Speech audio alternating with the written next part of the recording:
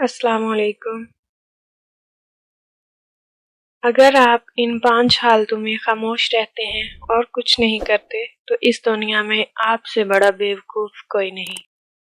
5 قسم کے حالات میں کبھی بھی خاموش نہ رہیں۔ جب کوئی آپ کے دین اور آپ کے نبی کی توہین کر رہا ہو تو اس وقت کبھی بھی خاموش نہ رہیں، بلکہ اپنے نبی کی ناموس کی خاطر نکلیں۔ جب کوئی کسی پر ظلم کر رہا ہو تو اس کو بزور بازو روکیں۔ اگر یہ نہ ہو سکے تو کم از کم اپنی زبان سے کچھ بول دیں، لیکن خاموش نہ رہیں۔ جب کوئی آپ کی عزت اور خود مختاری کو چیلنج کرے تو دشمن کے سامنے چٹان بن کر ڈٹ جائیں، لیکن خاموش نہ رہیں۔ جب کوئی حق کی بات کر رہا ہو تو حق کے ساتھ کھڑے ہو جائیں اور باطل کا مقابلہ کریں، لیکن خاموش نہ رہیں۔ جب 2 لوگ آپس میں لڑ رہے ہوں تو ساتھ کھڑے تماشا نہ دیکھیں، بلکہ روکنے کی کوشش کریں۔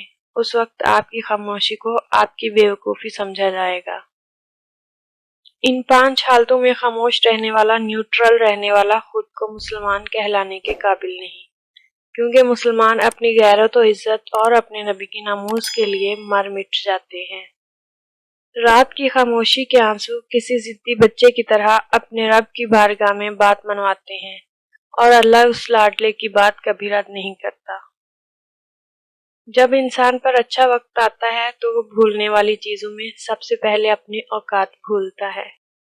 احمق شخص میں بات کو سمجھنے کی صلاحیت کم ہوتی ہے، اس لیے وہ زیادہ بولتا ہے اور کم سنتا ہے۔ انسان کا زوال تب شروع ہوتا ہے جب وہ اپنے مخلص لوگوں سے منافقت شروع کر دیتا ہے۔